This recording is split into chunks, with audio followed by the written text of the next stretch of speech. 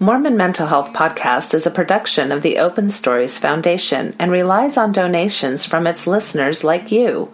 To help keep this podcast alive, please consider becoming a monthly subscriber. Any amount will make a difference. You can click the right-hand donate button on mormonmentalhealth.org. All contributions are tax-deductible within the United States and go towards podcast production and building community support and program development for Mormons on various paths and journeys. Thank you for listening.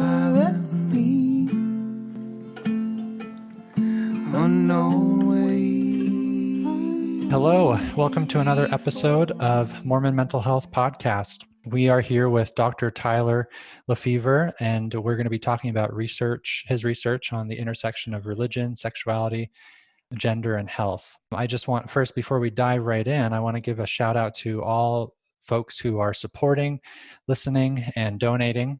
We rely heavily on those donations, and we appreciate them very much. If you are able and wanting to donate, you can go to mormonmentalhealth.org and click the donate button. We really appreciate it. So, Tyler, welcome. Thank you. Glad to be here, Jimmy. Why don't you, if you can, introduce yourself to the podcast, to the audience, and maybe if you can, also the most recent project and kind of pitch for the survey, the 4-option survey. Yeah, so I'm Tyler Lefevor. I use he, him pronouns. I consider myself a counselor, researcher, presenter. Right now, I'm full-time at Rhodes College, so I'll be moving to Utah State University in their psychology department in the fall. Where I teach, I'm a counselor psychologist by training, and I teach classes around gender, sexuality, religion, and health. My shtick, my research question is about how religiousness relates to health for gender and sexual minorities.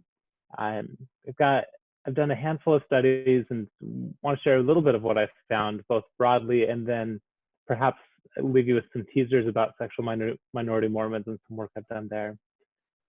We're working with the Reconciliation and Growth Project to start a new study of sexual minority Mormons who we're looking to follow for the next 10 years. If you or someone you know is a sexual minority Mormon, both used very broadly, sexual minority meaning lesbian, gay, bisexual, queer, or same-sex attracted, and Mormon meaning having been touched by the Mormon religion at some point, been baptized at some point in life, whether you're active or not. We really would love to have your voice. I'm really interested in understanding how people navigate their identities over time. And to really know that, we got to follow people. So if you are interested or know someone, send them to www.4optionsurvey.com. That's the number 4 options and then survey, so 2 S's in the middle.com. A little bit about me. Thank you. So why don't you give us a kind of a brief rundown of what we're kind of going to be talking about today in terms of concepts or topics, ideas? Yeah, so we're going to talk about religion, sexuality, gender, and health. And I want to share kind of my journey over the last 5 years as I started my career in this research. So we'll talk about some data that I collected from college students, but a nationwide sample. There's tens of thousands of college students, typically sexual minorities, sometimes gender minorities, and looking at how often they're religiously identifying and then how that affects their health. And then we'll take it into a bit deeper into a meta-analysis, which is a summary of studies in the psychological literature that I've done that really tries to answer the question, how does religiousness relate to health? Let me back up just a step. When I say religion or religiousness, I am, again, using it as a very broad net. So religiousness may include attending worship services. It may include praying or meditating. It might include a sense of connection to a higher power. All of these are going to be incorporated in the definition. But the main question of today is how does religiousness relate to health, broadly speaking? Okay, great. Could you give us a little maybe a bit of a background of how you got to where you are now with all of this Yeah, research, clinical? I mean, I know a little bit about religion. Oh, So I was born and raised LDS. My family and many loved ones still identify as, I don't know how to say this anymore, Mormon, Church of Jesus Christ of Latter-day Saints. There's new language that I'm not familiar with. And they identify with that, whatever that language is. And I realized that I was queer at some point in, I don't know, in my 20s, and came out as a queer Mormon. I had my own kind of relationship arc with my sexuality and my faith, where I was dating women for a while and then was celibate for a while, then kind of dating around men, and now in a committed relationship with my partner, who I've been in with for a couple of years. And similarly with the LDS Church, I've been really active, engaged, served a mission, elders quorum president, to kind of stepping away to officially resigning a few years ago when the November policy came out around the children of same-sex couples. And I'm currently probably more agnostic than anything else, but consider myself Mormon and feel grateful mostly for what the LDS Church has done in my life, and really respect and honor people's journeys wherever they're at with both sexuality or gender and the LDS Church. can I just say, this was, when you say this, I mean, I can only just imagine that the way what you've experienced, that there was some of the negative feels that come with someone who identifies the way you do and is in the community that we're talking about. But Yeah. also you seem to pair that with these experiences that keep you committed to serving the community from without. Maybe I'm just wondering how you strike that balance and kind of why continue. Yeah, I mean, maybe one of the best ways of coping is laughing at what's going on. So there has been a lot of stuff that's gone down in the last decade or so, and it's been a trajectory. I was pretty pissed at God for a couple of years, and I also really, growing up, did a good job of keeping my understanding of my sexuality outside of myself. I didn't identify as queer until I was 26 or 27. And if you asked me, I would deny it and feel like I was telling the truth. And so I think for me, I've become committed to truth, and I understand that everyone has different truths that they live. And I guess I've been pretty stable for the last 4 or 5 years, but in maybe the 4 or 5 years that I was in a more active searching process, I was pretty open about where I was in that process. When I was involved with North Star, which is a more LDS-friendly organization for sexual and gender minorities, I was pretty engaged. I recorded a video for the Voice of the Pope project, which shared my experience with same-sex attraction in the LDS Church. And then as I transitioned out, I continued to share my experience, which was growing disenchantment with the LDS Church personally. But I guess maybe to come back to your question, Jimmy, I just seen that the LDS Church works so well for so many people that I can't ever feel too bitter, even though I've been hurt. And I think that there are doctrines and policies that can be hurtful. I also see it really helps my family and a lot of friends. And it's created so much of who I am that to be really angry would be to be angry with too much of myself. And I'm not interested in that anymore. Oh, that's a really good way to put it. Yeah, I don't think I'd ever heard it worded that way. Okay, well, thanks for answering that. So I'm wondering kind of how then, when you think about these areas of research, what are some of the main things you find? What are some of the main kind of discoveries you've made, the new knowledge? Yeah. Yeah, I think a lot of my first inquiries started obviously from my own experience. When I was in grad school is when I came out, and I found myself feeling really caught between two worlds, that I felt equally pulled, that I felt pulled by the sexual and gender minority community to say, hey, just be with us. I remember friends in grad school asking, well, can't you find a more liberal sect of Mormonism? I know that doesn't exist. And then felt pulled by religious family and friends to say, okay, just come to the sexuality stuff on the side. And so this has all left me really attuned to how people bridge conflict and how difficult it is for people to really keep a foot in both worlds. A lot of the work that I did when I started was with sexual and gender minority college students. I used a data set from the Center for Collegiate Mental Health.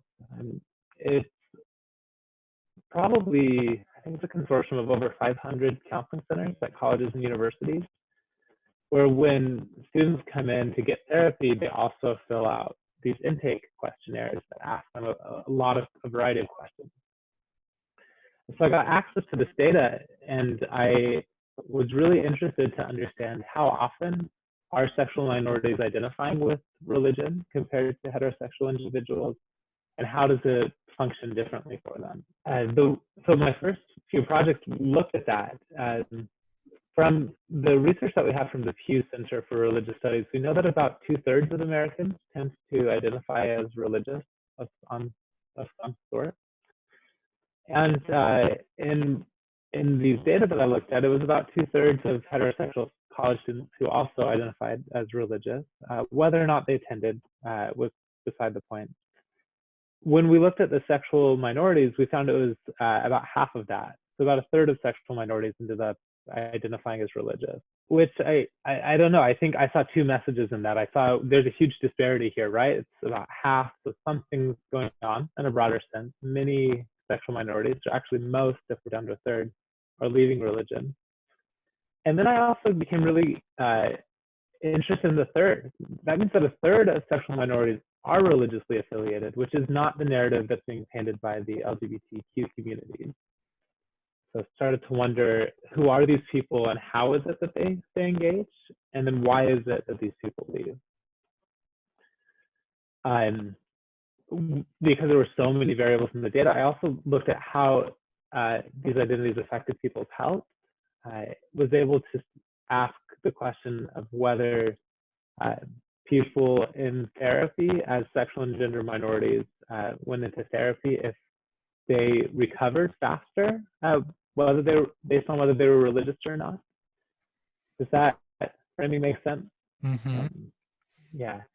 So what we found is that when people in general entered therapy and they were religious, they tended to recover less fast than when they weren't religious. And became really interested. I understand this to be about a group of therapists who tend to not be religious. And so when religious clients are going to less religious therapists, there's somewhat of a worldview clash that's going on that we didn't see with our sexual minority clients. When the sexual minorities went to therapy, they tended to get better just as quickly as heterosexual individuals, albeit they were much more distressed when they started. But I think that there's some worldview differences that people who are religious tend to, I know I've heard this discussed on a podcast before, tend to have stigma around seeking mental health. And some of that may actually be warranted because therapy isn't quite as effective for people who are religious as it is for those who aren't. Interesting. Yeah. And then we also looked at how effectively religion buffered health among these sexual and gender minorities. We know that for most people, that being religious is health promoting. The literature is pretty consistent that when someone is engaged in their faith, that they tend to experience positive health outcomes. And that's not to say that there's not a whole lot of other ways to do that and to get those outcomes without being religiously affiliated. But just by and large, being religious, less depression, less anxiety, more flourishing, more life satisfaction. So was really interested if religion would do the same thing for sexual and gender minorities. And so this was two separate analyses. Like first, we looked at the sexual minorities and actually, first we looked at the gender minorities. And so for people who identify as transgender or gender queer, gender nonconforming, anywhere under that umbrella, what we found is that religion just didn't buffer stress. It wasn't negative. People who were trans or genderqueer and religious. Could you what does that mean? Didn't buffer stress? Thank you. Yeah. So for most people who are cisgender, or meaning that I identify with the sex that the doctor assigned to me when I was born, so it pulled me out and said it's a boy, and I identify as a man, so I'm cisgender. That being religious would lead to less distress. Just in general, I'm going to feel more healthy. Whereas if I'm transgender or genderqueer, being religious just isn't related to my health. It's not hurting my health, but it's not making my health any better. For sexual minorities, we actually didn't look at this with this data set, but the effects for gender minorities really made me want to ask in a bigger picture sense, how does this happen for sexual minorities? Because some people, I've heard a lot of people say religion is harmful. Many sexual minority Mormons have left religion and feel very glad and grateful to be out of the LDS church. So to clarify, so that question still remained for you of, for sexual minorities, what does religion do? Does it do the same thing or a completely different thing altogether in terms of their well-being? Yeah, I'm sure, Jimmy, you've heard stories from sexual minority Mormons who have talked about some of the abuses that they've experienced in the LDS church and how much better their life is once they've left. Yeah, I think those are the stories that I've heard most often from my friends, is that it kind of follows this narrative of I was born in the LDS church, I served a mission, I tried to date people of the other sex and it didn't work. And then I lost faith. I got wronged by the church in the process. I felt oppressed and misunderstood. And so it was goodbye and good riddance, and I haven't gone back. Mm-hmm. Yeah, that's a common narrative I hear as well. Yeah, and I think there's something to that, and I think there's something to the commonness of it. But I've also heard people, I've also talked with people, sexual minorities who are engaged with the LDS church still, and who talk about how the LDS church still provides them a lot of meaning and purpose in their life. They talk, just like many straight Mormons would talk about, they'll say that attending services or being part of the ward or fasting or going to the temple, it was such a core sense of meaning that if they were to give that up, they would be more dissatisfied and unhappy. So it was really from my own personal experiences, and mind you, I'm in the middle of my own faith arc and transition, and in my personally at the personally, same, yeah, and I don't know, maybe it's the researcher in me, but I've always wanted to know what other people's stories are. So when I was in the middle of my transition, my way of coping was to ask everyone I knew, well, what are you doing? How are you doing it? And I just heard so many different stories that it completely destroyed my confidence in a single overall narrative. People did all sorts of things, and can I ask, what was that? What did that started to feel like? Oh my gosh, it was more confusing because I thought, so here I came out and I'm like, okay, I'm queer, and that means I don't know what that means anymore. Because what I heard stories, stories of, let's see, gay men who were married to women and then had a partner on the side. I heard of gay men married to lesbians, but had this celibate sexual relationship that matched up because neither of them really were attracted to their partner, and they had this deep friendship. I heard about people who left the LDS church and pursued a same-sex relationship, people who were celibate, people who didn't want relationships. And so it just really actually made life so much more complicated for me. I was like, why can't there just be a single right answer? It would be so much easier. And I couldn't pray anymore to ask what it was, because I'd lost enough faith that I couldn't believe that there was a single right answer for my life anymore. Wow, distressing. Yeah. There's a lot of conflict. There was a lot of conflict, and there wasn't a linear way through it for me. And so, I mean, because of that, I had to do a lot more soul searching and, I don't know, talking with people, trying a lot of different things out. I dated women for, I think, 2 years after coming out, like as a gay man. And I tried being celibate, I tried dating men, and it took a while to find my groove. But so a journey that was directly influencing your professional life, your research. Exactly. So synchronous with my research. So while this is happening, I'm becoming really attuned to the fact that people are navigating this in different ways. Mm-hmm. And I am become really interested in how is it that religiousness is related to health more broadly. And what it led me to do is to start a meta-analysis, which is a quantitative summary of all of the research that's been published. So basically what you do in a meta-analysis, you go and look at everything that's been published since the dawn of time, or really in the last 30 years, since people haven't been writing about this for too long. I think I had over 20,000 articles when I started to sort through. And some very, very nice and dedicated students from Rhodes College who helped me sort through them. And we said, okay, is this article about religiousness and health among sexual minorities? It was a long sorting process, but eventually we got it down to a final group of 73 articles. So we said, okay, all of these are looking at religiousness and health among sexual minorities. And my question then was, okay, they all actually reported different relationships. One of the difficult aspects of psychology and being a psychologist is that the variables change a lot based on how they're measured and how they are understood. And so we tend to see a bunch of different relationships rather than the same relationship between two variables happening over and over again. So one study says religiousness is related to health, more religion is more health. The other said no relationship. And then another says, actually, if you're religious, you're going to be more depressed. And so our goal is to find the overall synthesis, how strongly is it related?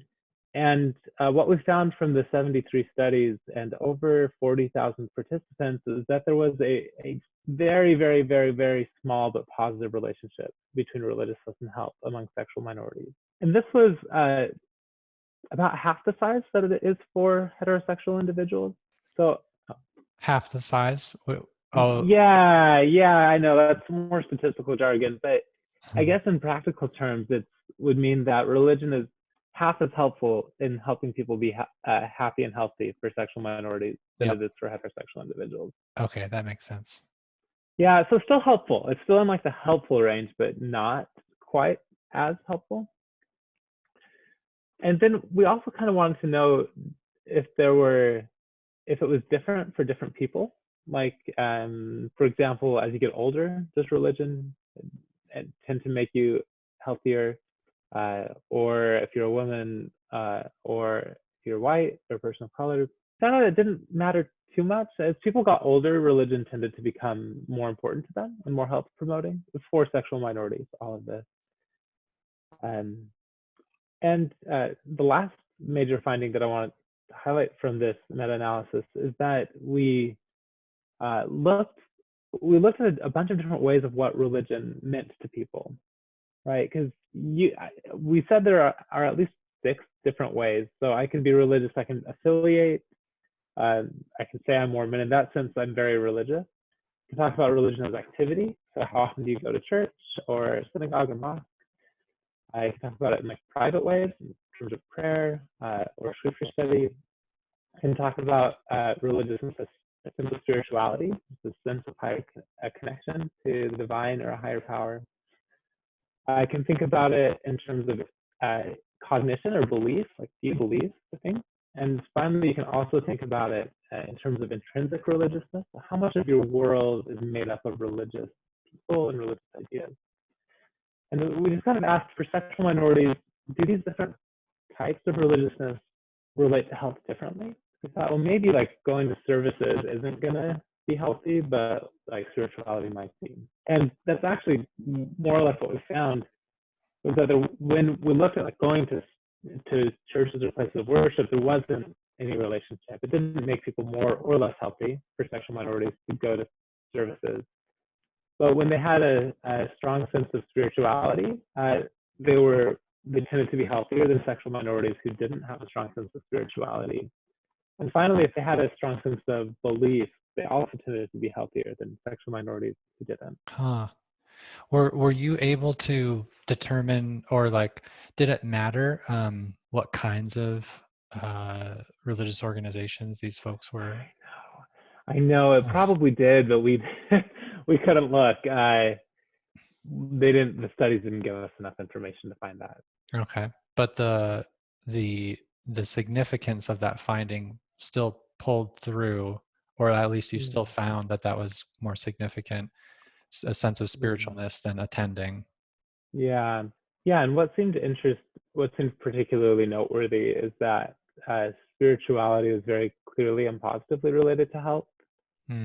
And so even when people have been wronged by a religious organization, like many of my friends or many narratives we hear, what the research seems to suggest is that as life progresses, or they loop back and create their own sense of spirituality, their own sense of connection to a higher power, it will be help protective or promoting for them.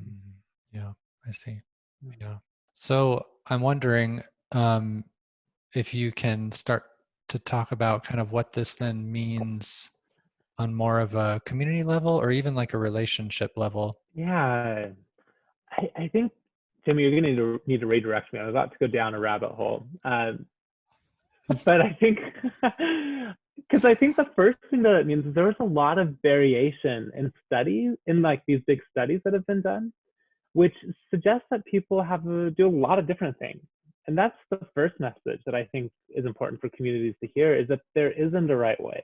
And that anyone who tells you that there is probably trying to sell you something. They're probably trying to sell you what they do and has been helpful for them. And it probably is and was helpful for them. But we just found that people varied a lot. And so as someone who is a sexual minority and religious, what it means for me is that I need to find my own path. As someone who might be heterosexual or cisgender and religious, it means that for religious sexual minorities in your life, that the most helpful thing you can do is to create a space for them to understand their path, rather than assuming that it's going to be on either side. So I think it's dangerous to say, look, sexual minority Mormons, the best thing to do is to stay within the LDS church. I think that's equally as dangerous as saying the best thing for you to do is to leave the LDS church and find a same-sex partner. I think the best thing you can do is to say, I don't know, a lot of people have done a lot of different things, and you're going to need to find a path that's best for you. Based on like then how you see this play out in the research, and then whether this is relying on your own clinical experience, your own observations, that question of what do I do now, since it doesn't, I don't know if this is what it sometimes sounds like, it doesn't matter what I do, or like, or I could go in so many different directions. How does one begin to even figure out how to decide? Yeah, great question. I have a private practice where most of my therapy clients are sexual and gender minorities, and many seek me out because they're wrestling with this.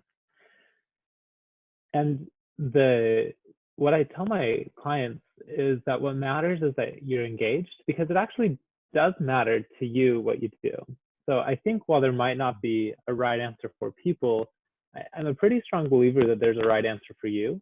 And so it's not that it doesn't matter, because probably it actually matters deeply what you're doing. And I think the only way you can know what your answer is to explore all the paths.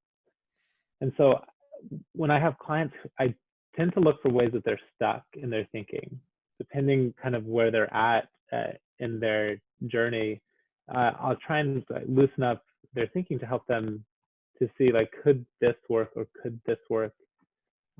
I worked at BYU for a year and in their counseling center, and I remember, I probably shouldn't be saying this online, but telling people that the best thing that they could do is to either go have sex with people of the same sex, and just like see what that's like, or just like, or don't, or like just really go to church and do the religious thing and see what that's like, and then use that as information to help you understand more about yourself, so that you can see how well did that work, what were the pros, what were the cons, and same over here. So then you can make a better life decision.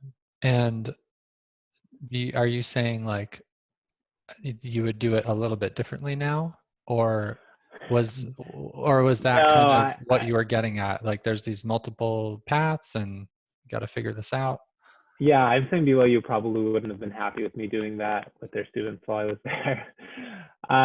But no, that's what I would do still Okay. now is would kind of ask someone trying to figure out where they're at, and then encourage them to explore and be open to their experience, because I think that having more experiences in a range of settings is what's going to be most helpful to them in either making a decision or getting confidence that the decision that they've made is the right one for them. Would you suggest any resources that come to mind first, whether that's like online or resources would probably be helpful in a community setting, anything like that? Absolutely. www.4optionsurvey.com has the latest research. It's up to date.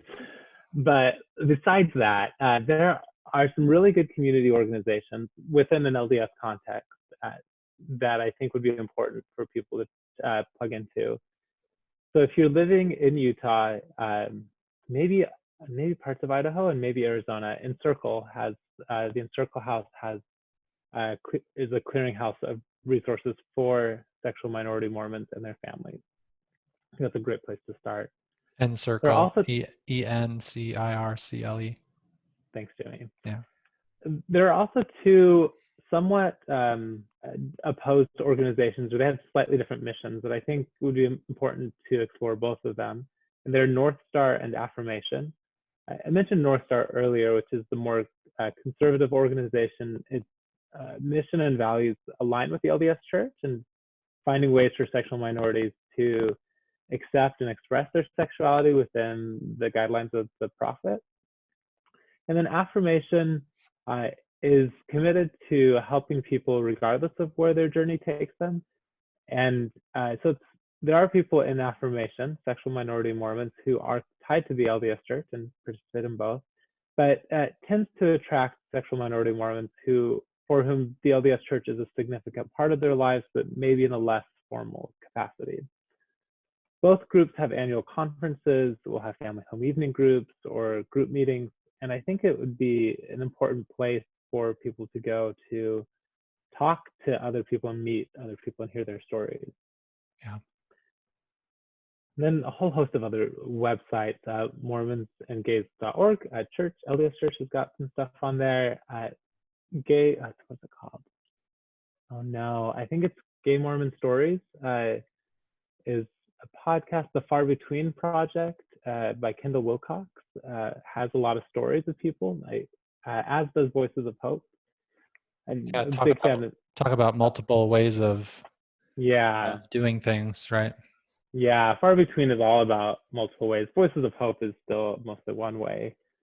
But I think when people are exploring what would be most helpful for them is to hear like a bunch of different voices so they can ask which sounds most like me. Yeah, that's really helpful to couch it like that. Well, thank you for that. Can you give one more plug for Option Survey? How would someone go about, and we can put a link into this page, this live posting right here for it, but yeah. Absolutely. Thanks, Jimmy. So again, who we're looking for are sexual minority Mormons or people who have been baptized at some point in their life in the LDS Church. You can find the survey on our website, which is www.4optionsurvey.com, the number 4. And we're looking to follow people for the next 10 years.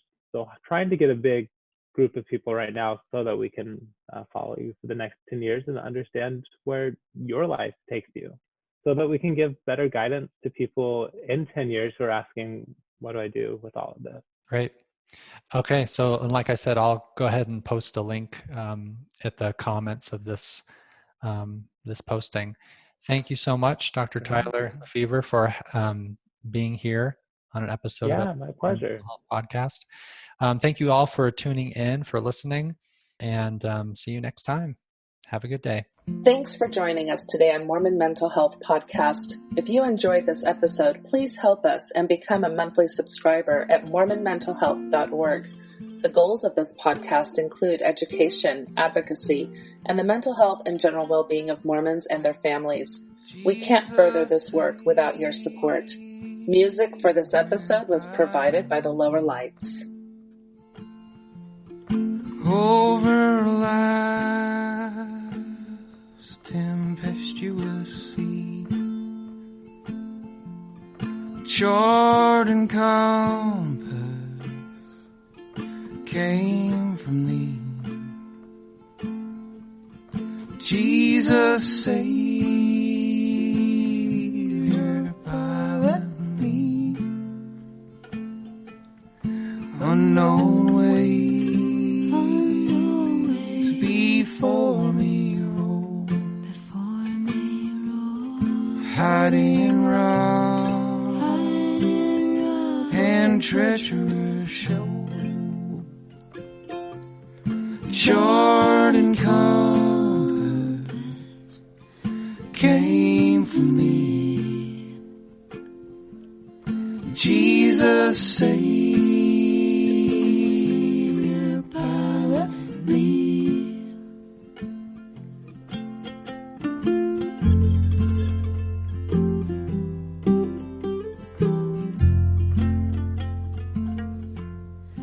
As a mother stills her child, thou canst hush the ocean wild, wondrous sovereign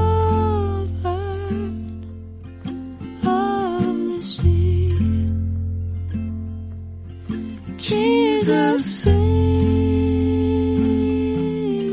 pilot me. Boisterous wave, obey thy will.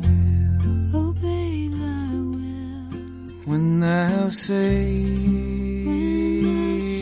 to them, be still. Wondrous sovereign of the sea. Jesus, Savior, pilot me.